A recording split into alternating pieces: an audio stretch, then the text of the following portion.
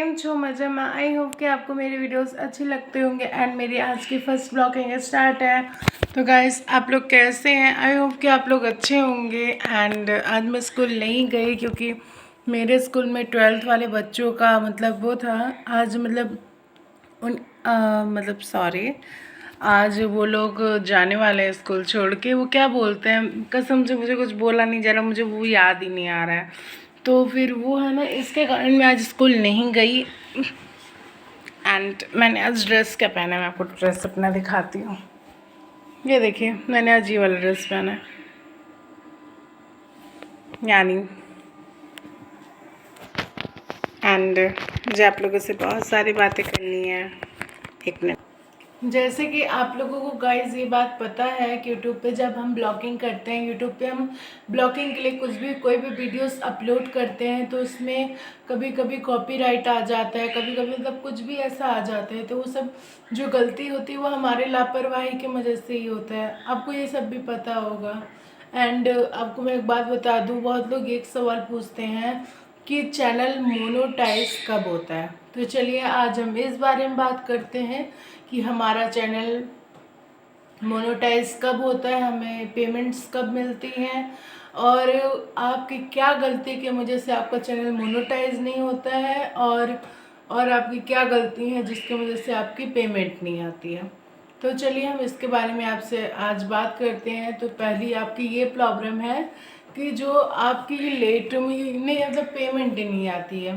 पहली बात, पेमेंट आप लोगों की इसलिए नहीं आती है ना कि आप लोग मतलब आप कुछ भी स्ट्राइक वाले वीडियोस अपलोड कर देते हैं यूट्यूब पे, जो मतलब कि वीडियो किसी और का है, और या तो आप खुद के भी वीडियो बनाते हैं तो कभी कभी उसमें स्ट्राइक या कॉपीराइट आ जाता है, क्योंकि जो पीछे वाला जो टोन चल रहा होता है ना, वो पीछे वाला टोन वो किसी और का होता है। तो वही मतलब आप लोग अपने उस चैनल पे अपलोड कर देते हैं, डाल देते हैं, जिसकी वजह से आपके चैनल पे कॉपीराइट आ जाता है, स्ट्राइक आ जाता है, जिसकी वजह से आपको आगे चल के बहुत प्रॉब्लम्स होती हैं। तो गाइस पहली बात तो ये है, आप इसे याद रखिएगा।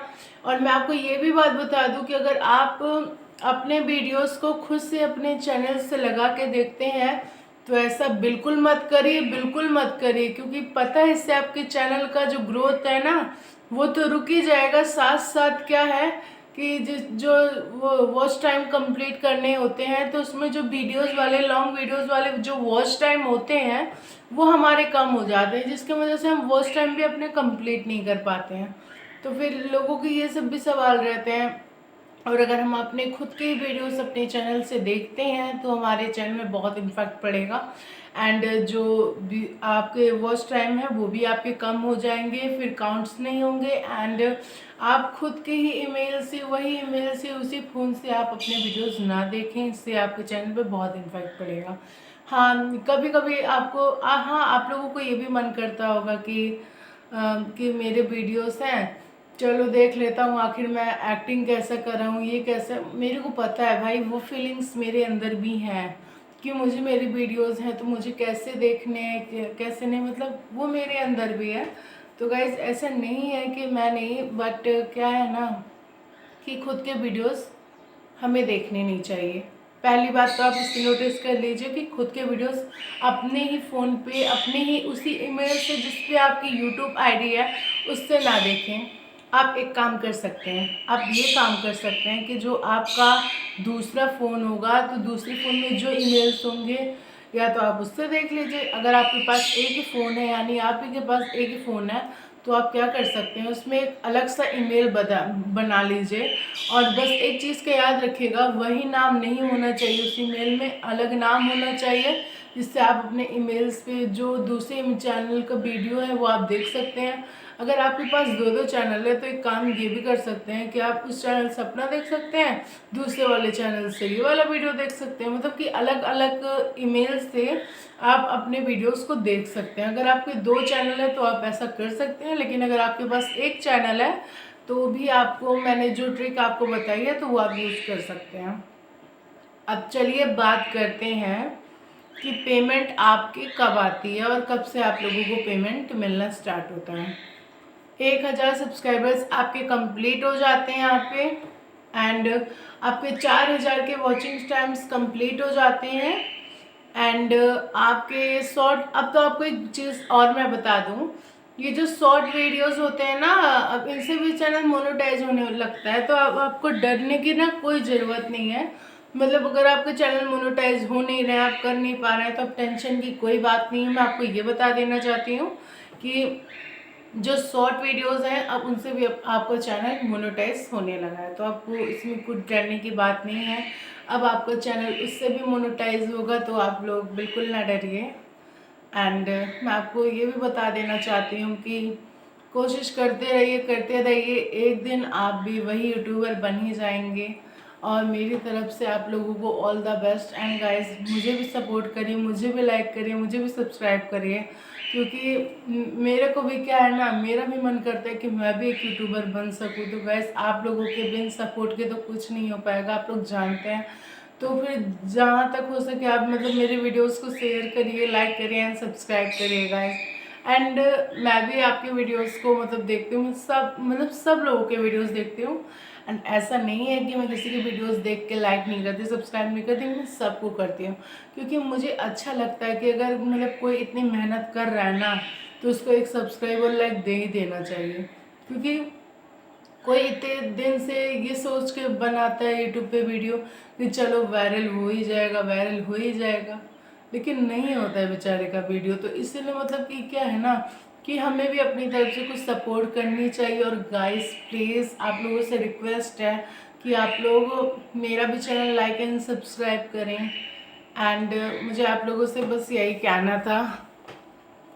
और जैसे कि मेरे को आपको एक और बात बतानी थी कि जो मेरे दादा हैं उनकी डेथ हो गई है, तो भी इसीलिए आज वो जो कहते हैं ना घंट फूटना, मतलब घंट बनता है, घंट फूटता है, ये सब जो होता है ना, आप लोग जानते होंगे इस चीज़ के बारे में।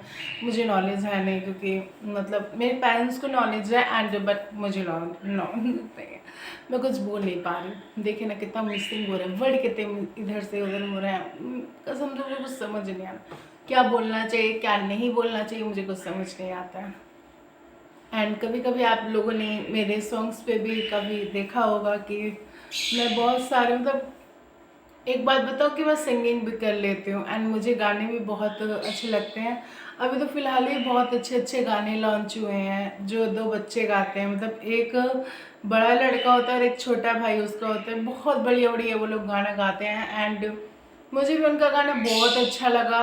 एंड आप लोग भी इसी तरह मेहनत करते रहिए, आप लोगों को भी एक दिन इसी तरह सफलता मिलेगी।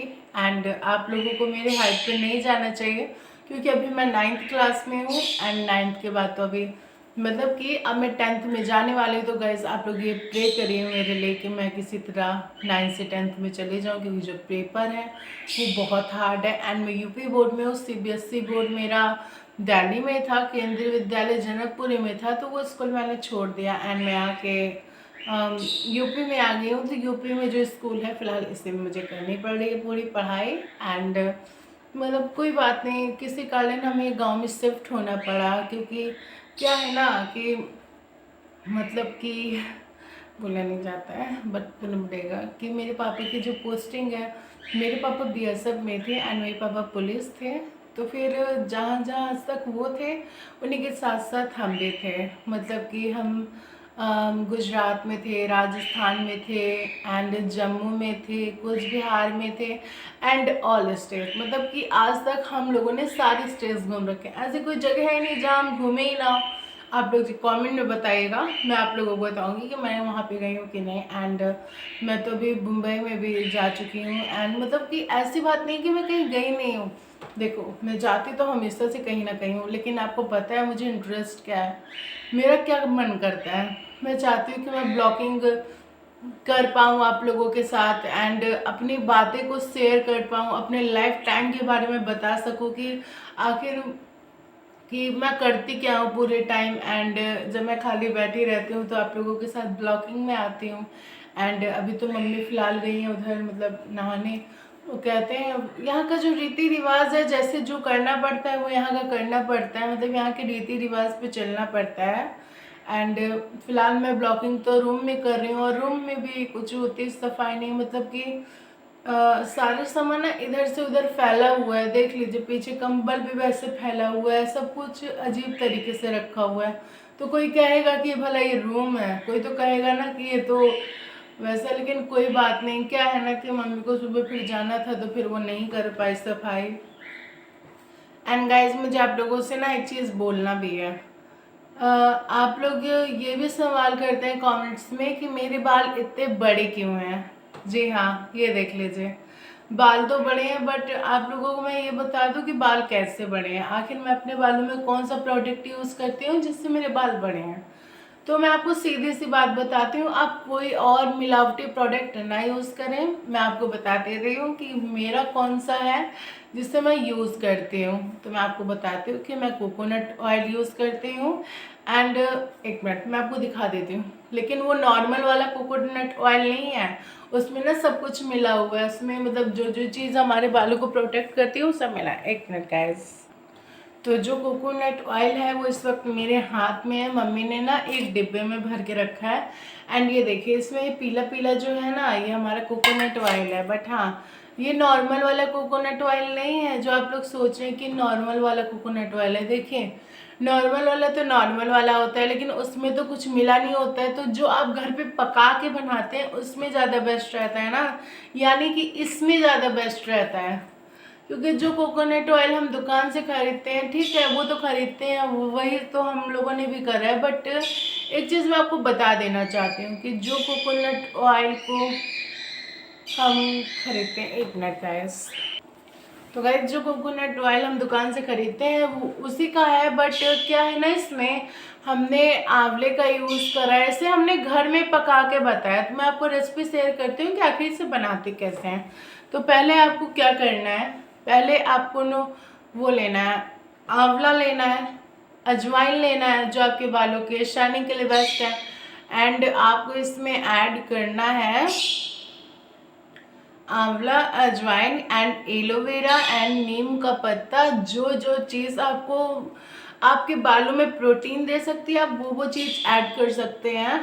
एंड मैं शैम्पू तो फिलहाल एक ही करती हूँ। फिलहाल मैं अभी शैम्पू जो करती हूँ मैं वो लॉरियल पेरिस का यूज़ करती हूँ। एंड अगर आप लोगों को भी चाहिए होगा तो मैं डिस्क्रिप्शन में लिंक दे दूँगी, तो आप लोग भी वहाँ से जाके मंगवा सकते हैं।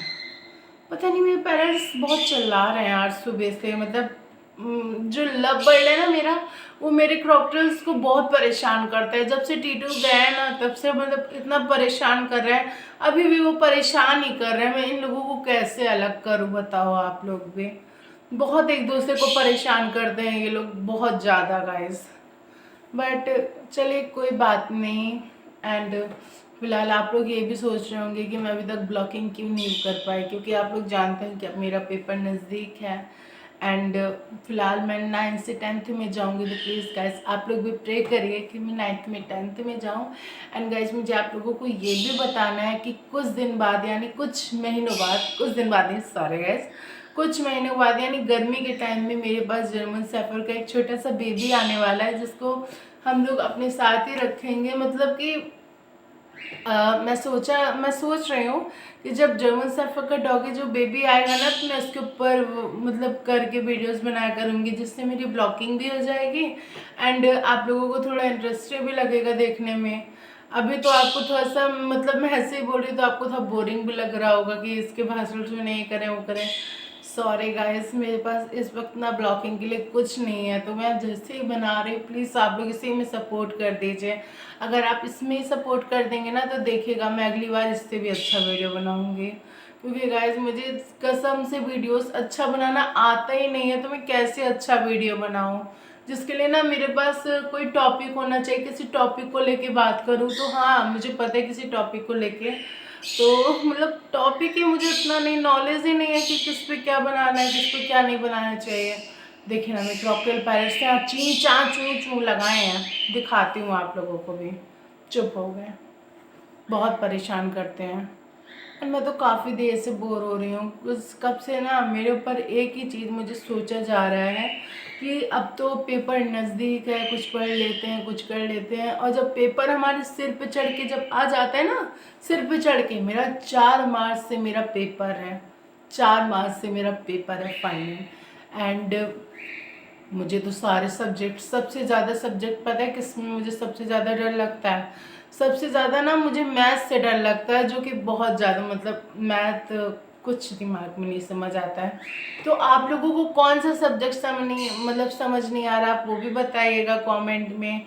एंड आप लोग मुझे ये भी बताइए कि पेपर की तैयारी हम कैसे अच्छे से कर सकते हैं, आप लोग मुझे वो भी शेयर करिएगा।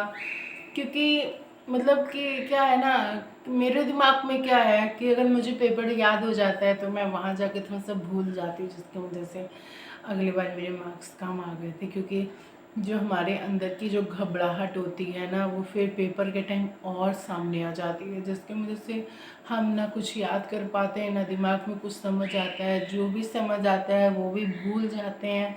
एंड फिर करना क्या पड़ता है, तब एक ही चीज़ करना पड़ता है, आप लोग भी जानते हो और मैं भी जानती हूँ अच्छे से। तब क्या करना पड़ता है? चीटिंग। एंड चीटिंग में जब पकड़े जाते हैं ना, चिट भी बना के ले जाएं तो उसमें भी पकड़े जाएं। आखिर करें भी तो क्या करें? आप ही लोग बताइए, करें भी तो क्या करें? अगर हम चिट भी बना के ले जाते हैं तब भी स्कूल में पकड़े जाते हैं।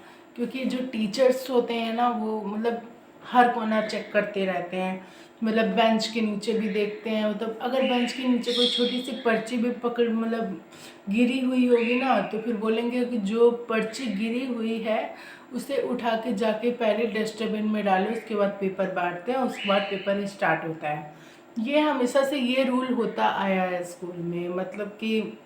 लेकिन जो फाइनल पेपर होता है ना, उसमें तो और रूल्स सख्त होते हैं, मतलब काफ़ी ज़्यादा। क्योंकि मैं इस बार मतलब अब मैं 10th में जब भी पेपर दूंगी फाइनल या प्री बोर्ड आने वाला है, मतलब कि अब मेरे भी प्री बोर्ड होंगे। एंड जब मुझे भी उस दिन का बहुत इंतज़ार है गाइस, जब मैं 12th से स्कूल से मतलब निकल जाऊंगी।